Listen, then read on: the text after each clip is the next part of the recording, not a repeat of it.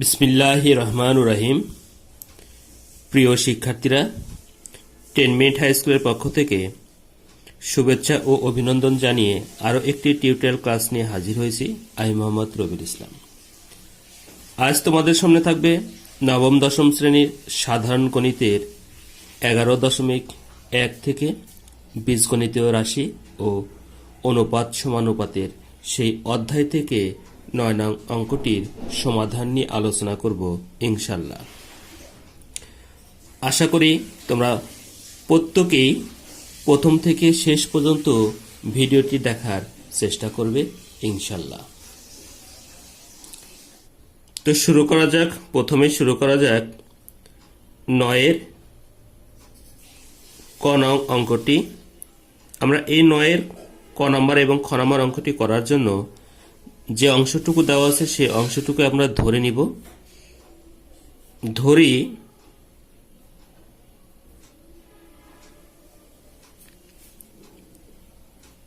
a by b equal b by c equal c by d equal আমরা ধরে নিব k। এখানে প্রতিটি অংশ সমান আমরা k পেয়ে গেলাম। আমরা শেষের অংশ থেকে অর্থাৎ c by d থেকে আমরা k, এই অংশ থেকে আমরা এখান থেকে এর মান, বির মান, সির মানগুলোকে বের করার চেষ্টা করব। সেই ক্ষেত্রে দেখো যে প্রথমেই c by d equal k, এখান থেকে আমরা মানগুলোকে পেয়ে যাব c equal dk। দ্বিতীয় ক্ষেত্রে b by c equal k, এখান থেকে আমরা b equal c কে লিখতে পারি এবং c এর একটি নির্দিষ্ট মান আছে dk। c এর মান dk এবং k ছিল, উভয় অংশটুকু গুণ করে দিলে পারে dk স্কয়ার। থার্ড যে অংশটুকু আছে a by b equal k, a equal bk। এই ক্ষেত্রে দেখো যে b এর একটি নির্দিষ্ট মান আছে dk স্কয়ার, আমরা এই b এর পরিবর্তে dk স্কয়ার মানটুকু বসিয়ে দিলাম। ওখানে ছিল k, তাহলে অংশটুকু গুণ করলে dk পাওয়ার 3। এই ক্ষেত্রে লক্ষণীয় বিষয়, c এর মানটুকু আমরা পেয়েছি dk, b এর মান পেয়েছিল dk স্কয়ার এবং এর মানটুকু পেয়েছি আমরা dk কিউ। তাহলে এই মানটুকু আমরা উল্লেখিত অংশটুকুর ক্ষেত্রে সুন্দরভাবে করার চেষ্টা করব। সেই ক্ষেত্রে খেয়াল করো যে আমাদের এই 9 নং অঙ্কটির বাম পক্ষ ছিল, ডান পক্ষ ছিল।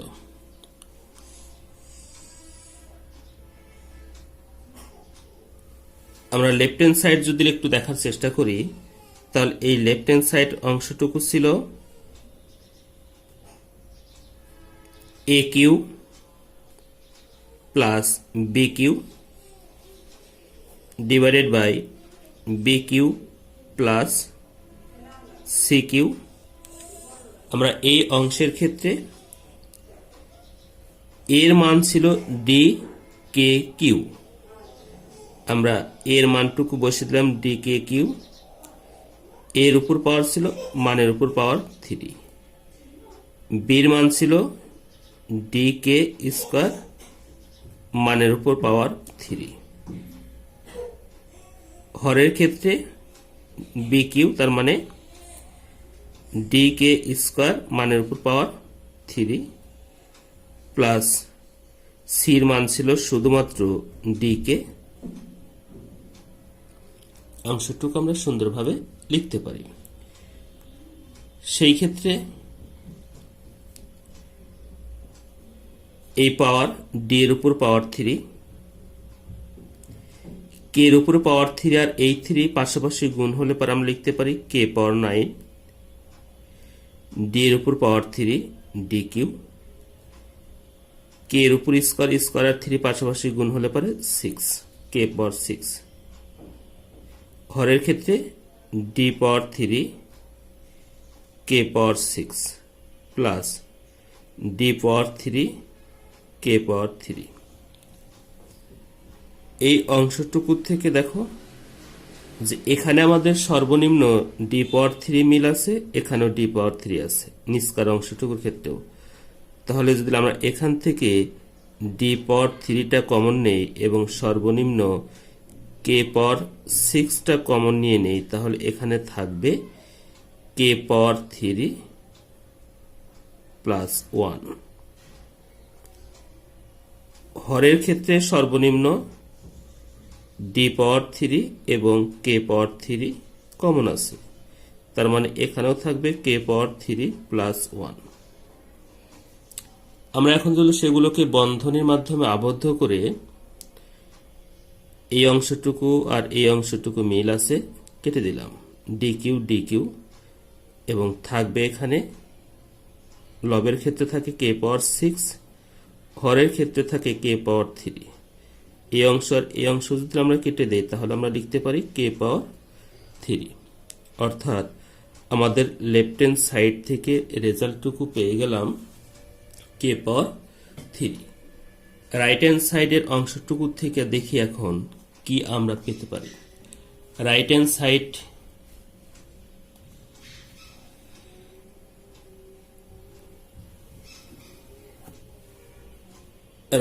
সাইডে ছিল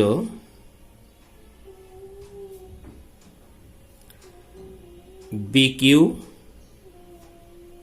C Q D Q. B এর যে মানটুকু ছিল তা আমরা জানি ডি কে স্কোয়ার তার উপর পাওয়ার 3। সির মান ছিল শুধুমাত্র ডি কে পাওয়ার 3। নিচে সির মান ছিল হলো ডি কে পাওয়ার 3। শুধুমাত্র ডি এর কোনো মান ছিল না, থাকবে এখানে ডি কিউ। আমরা লিখতে পারি ডি কিউ কে পাওয়ার 6, ডি কিউ কে পাওয়ার 3, ডি কিউ কে পাওয়ার 3 প্লাস ডি কিউ। লবের ক্ষেত্রে ডি পাওয়ার 3 কে পাওয়ার 3 কমন আছে, থাকবে এখানে কে পাওয়ার 3 প্লাস 1। হরের ক্ষেত্রে ডি পাওয়ার 3 মিল আছে, থাকবে এখানে কে পাওয়ার 3 প্লাস 1। আমরা হরের এই অংশটুকু লবের এই অংশটুকু ভাগ আকারে কেটে দিব, ডি পাওয়ার 3 কেটে দিব, তার মানে এখানে থাকে শুধুমাত্র কে কিউ। তাহলে আমরা লিখতে পারি যেহেতু দেখাইতে বলছে A cube plus B cube plus C cube equal B cube plus C cube plus D cube দেখানো হলো। এই ছিল 9 নং প্রশ্নটির ক নম্বর অঙ্কটির সমাধান। 9 খ। এই ক্ষয়ের ক্ষেত্রে আমাদের যে অংশটুকু দেওয়া ছিল সেই অংশটুকু আমাদেরকে ধরে নিতে হবে। ধরি A by B equal B by C equal C by D equal K. এখান থেকে আমরা প্রতিটি অংশ ধরে নেওয়ার চেষ্টা করব। সেই চেষ্টার অংশ হিসাবে আমরা শেষের অংশটুকু থেকে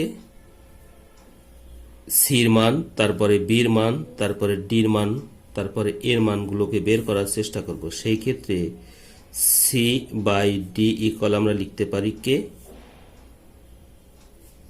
সি ইকুয়াল ডি কে। একই নিয়মে দ্বিতীয় অংশ বি বাই সি ইকুয়াল আমরা কে লিখতে পারি এবং বি ইকুয়াল আমরা লিখতে পারি সি কে। সেই ক্ষেত্রে সি এর পরিবর্তে আমরা লিখতে পারি ডি কে, আর এখানে কে ছিলই, গুণ করে দিলে পারে ডি কে স্কোয়ার। তৃতীয় অংশটুকু এ বাই বি ইকুয়াল কে। এখান থেকে আমরা লিখতে পারি এ ইকুয়াল বি কে। বি এর একটি নির্দিষ্ট মান ছিল ডি কে স্কোয়ার কে, গুণ করে দিলে ডি কে পাওয়ার 3। তাহলে এই ক্ষেত্রে আমরা সির মানটুকু পেয়ে গেলাম ডি কে, বির মান পেয়ে গেছি ডি কে স্কোয়ার, এর মানটুকু পেয়ে গেলাম আমরা ডি কে 3। এখন আমাদের লেফট হ্যান্ড সাইড আমরা একটু সুন্দরভাবে লক্ষ্য করব, মনোযোগ দিয়ে খেয়াল করব। A square plus B square plus C square into B square plus C square plus D square. আমাদের মেন কাজ হলো এখানে এর মান, বির মান, সির মানগুলোকে বসিয়ে দেওয়া। এর মান পেয়েছিলাম ডি কে পাওয়ার 3, এর উপরে স্কোয়ার ছিল, মানের উপর স্কোয়ার।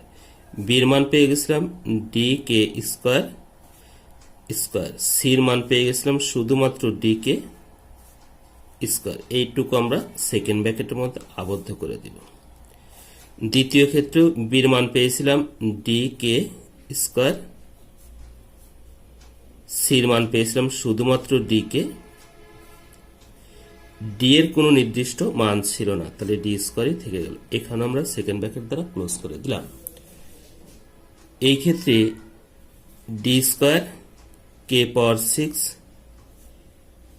ডি স্কোয়ার কে power 4, D square K square আমরা পেয়ে গেলাম। দ্বিতীয় অংশ থেকে ডি স্কোয়ার কে power 4, D square K square plus D square. আমাদের এই দুটি অংশ থেকে আমরা এখান থেকে আমরা সর্বনিম্ন D square, D square, D square এবং ডি স্কোয়ার কে স্কোয়ারটুকু আমরা কমন নিতে পারি। তা এখান থাকবে শুধুমাত্র কে পাওয়ার 4, এখান থাকবে হলো কার কি কে স্কোয়ার, এখান থাকবে 1। এখান থেকে আমরা শুধুমাত্র ডি স্কোয়ারটা যদি কমন নেই, থাকবে কে পাওয়ার 4 কে স্কোয়ার প্লাস 1। আমাদের এই অংশটুকু আর এই অংশটুকু পাশাপাশি লিখে D square into D square K square, এই অংশটুকু আর এই অংশটুকু সেম, তার মানে K power 4 plus K square plus 1 লিখে এর উপর আমরা স্কোয়ারটা দিতে পারি। এই অংশের ক্ষেত্রে ডি পাওয়ার 4 কে স্কোয়ার, কে power 4 plus K square plus 1।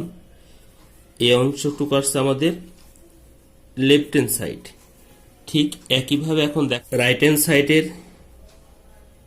যে অংশটুকু দেওয়া আছে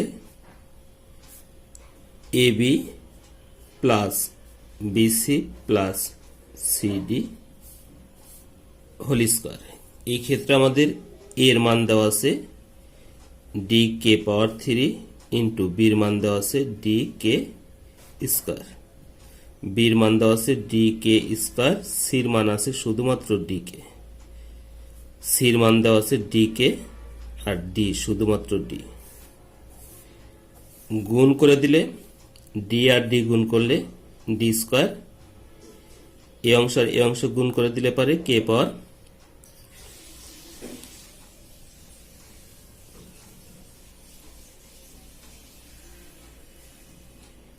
কে পাওয়ার 3 কে স্কোয়ার, তার মানে কে পাওয়ার 5 প্লাস এখানে থাকবে ডি স্কোয়ার কে পাওয়ার 3, এখানে থাকবে ডি স্কোয়ার শুধু আর কে পাওয়ার 3।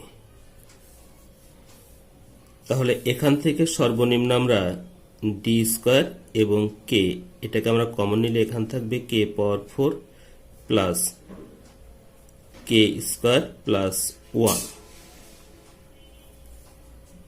সরি, এখানে ঘাত হবে 2, এখানেও ঘাত 2। ডি স্কোয়ার কে এর উপরে পাওয়ার 2 আছে, এই অংশের উপর পাওয়ার 2 আছে, তার মানে উভয়ের মধ্যে আমরা বন্টন করে দিব D square K K power 4 plus K square plus 1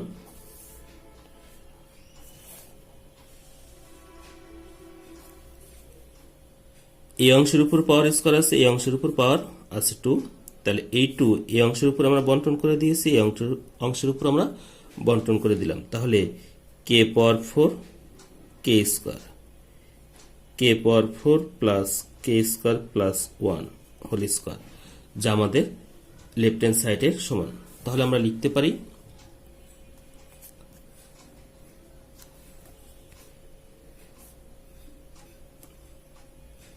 a square plus b square plus c square into b square plus c square plus d square equal ab plus bc plus cd whole square দেখানো হলো। এই ছিল আমাদের 9 নং অঙ্কটির ক এবং খ এর ক্ষেত্রে সমাধানের অংশ বিশেষ।